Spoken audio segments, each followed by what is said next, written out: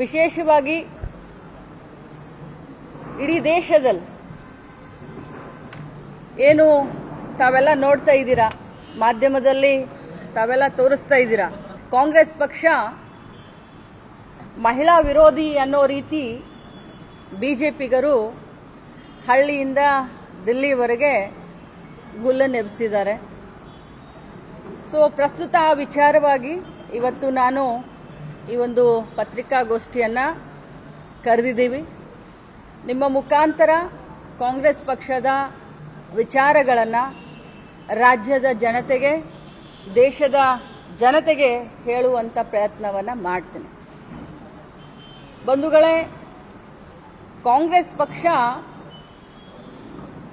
ಕಟ್ಟಿರೋದೇ ಒಬ್ಬ ಮಹಿಳೆ. ಕಾಂಗ್ರೆಸ್ ಪಕ್ಷದ ತತ್ವ ಸಿದ್ಧಾಂತಗಳು ಮಹಿಳೆಯನ್ನ, ಮಕ್ಕಳನ್ನ, ರೈತರನ್ನ, ಯುವಕರನ್ನ ಕೇಂದ್ರೀಕೃತವಾಗಿ ಇಟ್ಕೊಂಡೆ, ಜನಸಾಮಾನ್ಯರನ್ನ ಕೇಂದ್ರೀಕೃತವಾಗಿ ಇಟ್ಕೊಂಡೆ ಈ ಕಾಂಗ್ರೆಸ್ ಪಕ್ಷದ ತತ್ವ ಸಿದ್ಧಾಂತ, ಸಮಾನವಾದ ಮನೋಭಾವ, ಸಂವಿಧಾನಕ್ಕೆ ಬದ್ಧತೆ ಇದೇ ನಮ್ಮ ಒಂದು ಕಾಂಗ್ರೆಸ್ ಪಕ್ಷದ ತಳಹದಿ ಅಂತ ಹೇಳಲಿಕ್ಕೆ ಬಯಸ್ತೇನೆ. ವಿಶೇಷವಾಗಿ ಇವತ್ತು ಬಿಜೆಪಿಯವರು ಏನು ನಮ್ಮ ಮೇಲೆ ನಾರಿ ವಂದನಾ ಅಧಿನಿಯಮ ಏನು ಕಳೆದ ಅಧಿವೇಶನದಲ್ಲಿ ಬಿದ್ದ ಮೇಲೆ ನಮ್ಮ ಮೇಲೆ ಗೂಬೆ ಕೂರಿಸುವಂತ ಕೆಲಸ ಮಾಡ್ತಾ ಇದ್ದಾರೆ. ಅವ್ರಿಗೆ ನಾನು ಸಂಕ್ಷಿಪ್ತವಾಗಿ ತಮ್ಮ ಮುಖಾಂತರ ಹೇಳಲಿಕ್ಕೆ ಬಯಸ್ತೇನೆ. ಈ ದೇಶಕ್ಕೆ ಮಹಿಳಾ ಮೊದಲ ಪ್ರಧಾನಮಂತ್ರಿಯವರನ್ನ ಇಂದಿರಾ ಗಾಂಧೀಜಿಯವರನ್ನ ಕೊಟ್ಟಿದ್ದೇ ಕಾಂಗ್ರೆಸ್ ಪಕ್ಷ.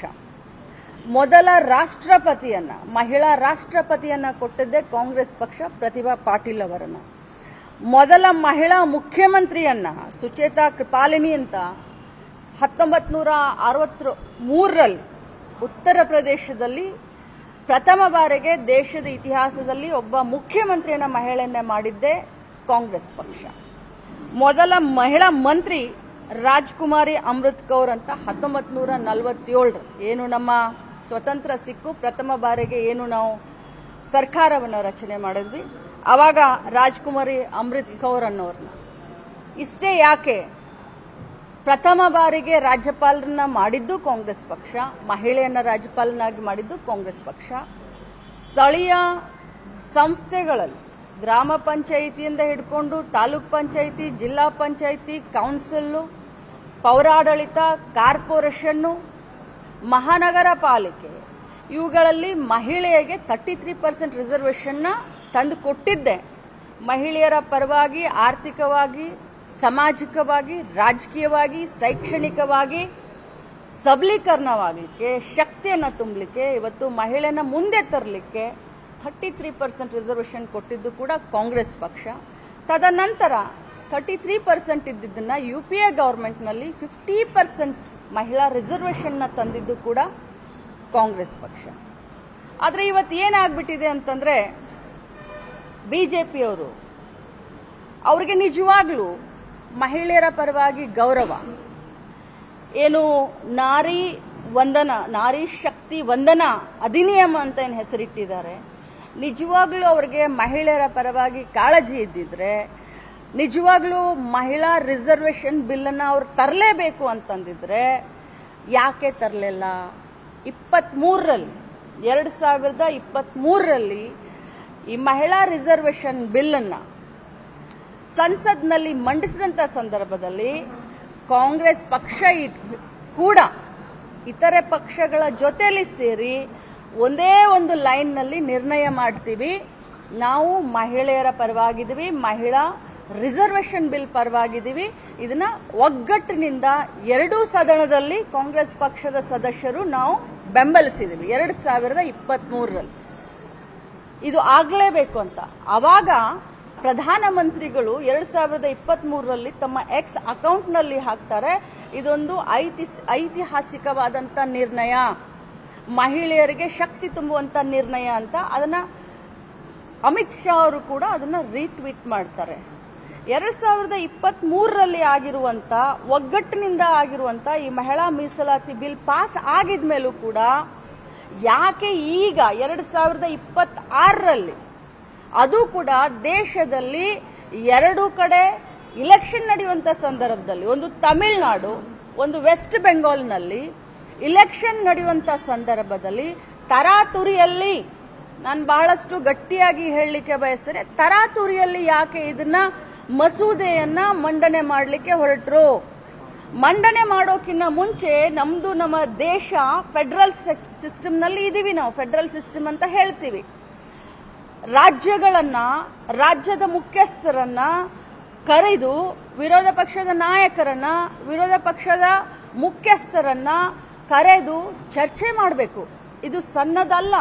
ಒಗ್ಗಟ್ಟಿನಿಂದ ಇದನ್ನ ನಾವು 2023ರಲ್ಲಿ ಇದಕ್ಕೆ ನಾವು ಸಪೋರ್ಟ್ ಮಾಡಿದಂತ ಸಂದರ್ಭದಲ್ಲಿ 2026ಕ್ಕೆ ಮಂಡಿಸೋಕ್ಕಿಂತ ಮುಂಚೆ, ಯಾಕಂತಂದ್ರೆ ನಾವು ಯಾರು ವಿರೋಧ ಮಾಡಿರ್ಲಿಲ್ಲ, ಮಂಡನೆ ಮಾಡೋಕ್ಕಿಂತ ಮುಂಚೆ ವಿರೋಧ ಪಕ್ಷದ ನಾಯಕರನ್ನಾಗ್ಲಿ ಅಥವಾ ರಾಜ್ಯದ ಮುಖ್ಯಸ್ಥರು ಅಂತಂದ್ರೆ ಮುಖ್ಯಮಂತ್ರಿಗಳನ್ನಾಗ್ಲಿ ಅಥವಾ ರಾಜ್ಯದಲ್ಲಿ ಅಧಿಕಾರದ ವಿರೋಧ ಪಕ್ಷದ ನಾಯಕರನ್ನಾಗ್ಲಿ ಕರೆದು ಮಾತನಾಡಲಿಲ್ಲ. ಯಾಕೆ?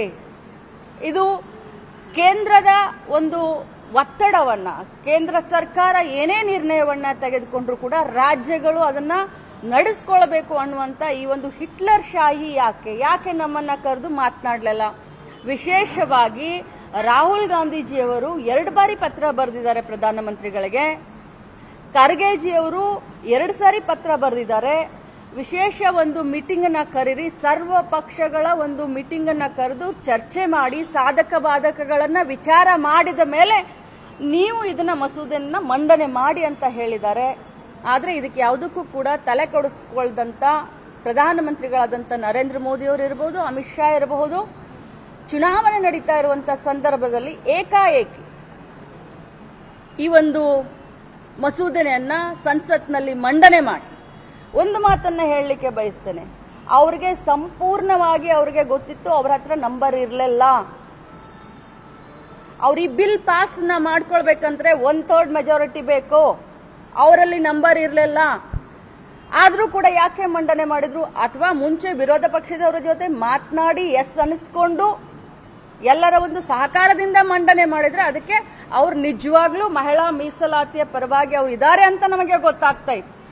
ಅವರು ಮಹಿಳಾ ಮೀಸಲಾತಿಯನ್ನ ರಾಷ್ಟ್ರದ ಮಹಿಳೆಯರ ಹಿತಕ್ಕೋಸ್ಕರ ಮಾಡಲಿಲ್ಲ, ಮಹಿಳಾ ಮೀಸಲಾತಿಯ ಒಂದು ಮುಖವಾಡವನ್ನ ಹಾಕಿ ನಿಜವಾಗ್ಲೂ ಹೇಳಬೇಕು ಅಂತಂದ್ರೆ ಡಿಲಿಮಿಟೇಷನ್, ಕ್ಷೇತ್ರ ಮರು ವಿಂಗಡಣೆ ಮತ್ತು ಜಾತಿ